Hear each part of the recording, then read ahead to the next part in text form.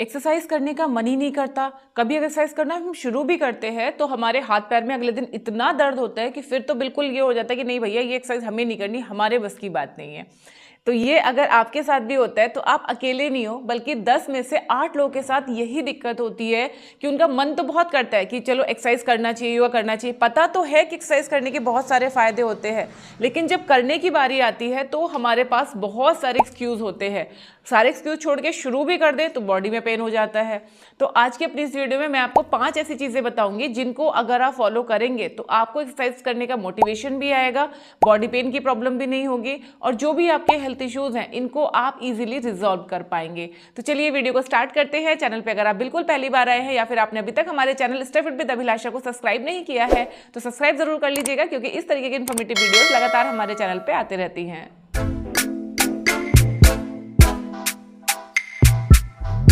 Friends, सबसे पहले तो आप मुझे कमेंट सेक्शन में ये बताइए कि आपके साथ क्या परेशानी है। आपको मोटिवेशन नहीं आता, मन ही नहीं करता, या शुरू करते हैं बार बार बीच में छूट जाता है, 2-4 दिन करते हैं फिर कुछ काम आ जाता है, उस काम के चलते हमारा छूट जाता है और फिर दोबारा स्टार्ट हो ही नहीं पाता, या फिर आप शुरू करते हो बॉडी पेन होता है, इतना दर्द होता है कि फिर दोबारा करने की हिम्मत ही नहीं आती। क्या परेशानी आप महसूस कर रहे हो कमेंट सेक्शन में लिखना, आपके हर सवाल का जवाब आपको इसी वीडियो में मिल जाएगा।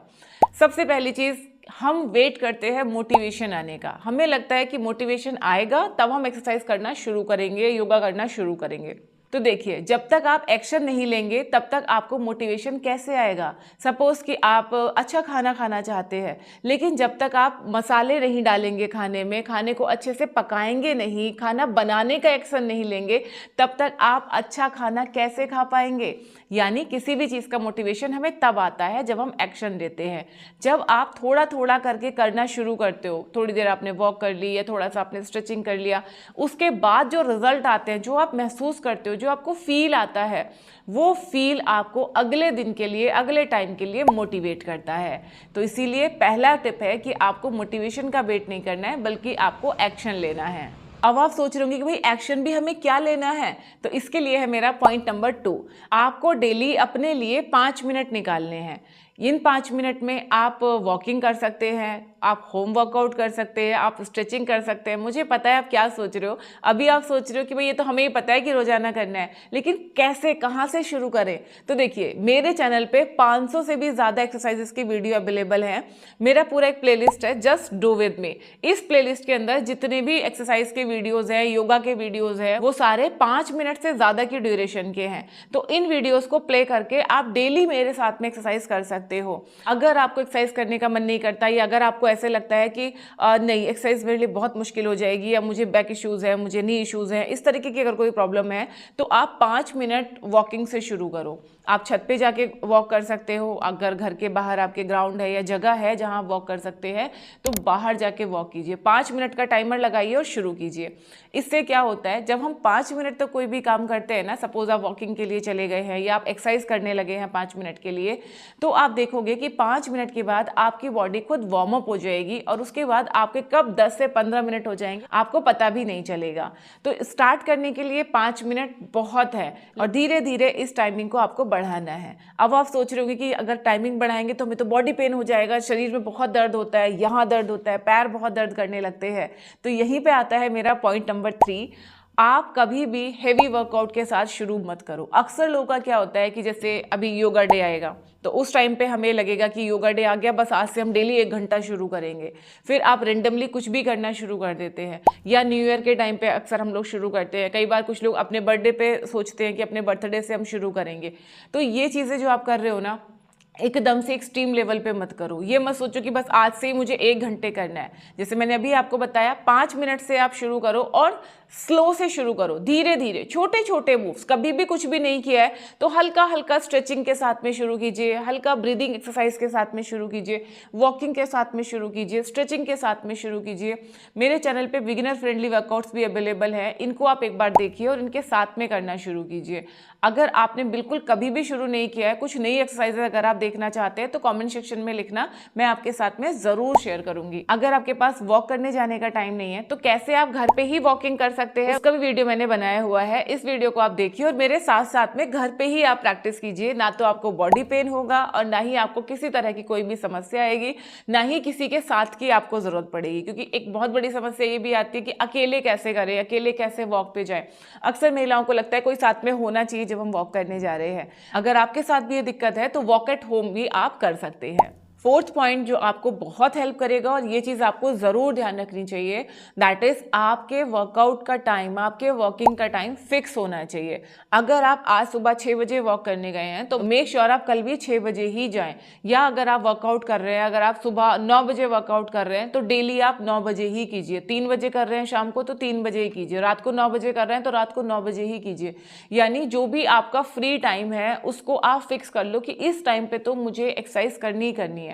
5-5 मिनट दोनों टाइम कर रहे हैं सुबह शाम, तो वो दोनों टाइम का टाइम आप फिक्स रखो।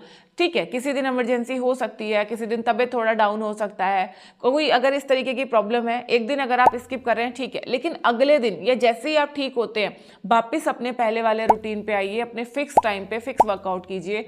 ऐसा करने से क्या होता है, एक तो हम मेंटली प्रिपेयर होते हैं कि ये हमारे वर्कआउट का टाइम है तो हम इजीली अपना टाइम निकाल लेते हैं। दूसरा, हमारी बॉडी प्रिपेयर होती है, उसी हिसाब से हमारा खाना पीना भी अरेंज हो जाता है। अगर हमें ये पता है कि हमें 9 बजे वर्कआउट करना है तो मेक श्योर कि आप 8 बजे से पहले पहले ही खाएं, जो भी खाएं। और जब भी आप वर्कआउट कर रहे हैं आपका पेट बहुत ज़्यादा भरा हुआ नहीं होना चाहिए। तो ये सारी चीज़ें आप तभी मैनेज कर पाएंगे जब आपके वर्कआउट का टाइम फिक्स होगा। अगर आपको सुबह सुबह वर्कआउट करने का टाइम नहीं मिलता है और आप चाहते हो कि मैं शाम को वर्कआउट करूं या खाना खाने के बाद वर्कआउट करूं, तो शाम की एक्सरसाइजेज और खाना खाने के बाद की एक्सरसाइजेज सब मैंने अपने चैनल पे शेयर की हुई हैं।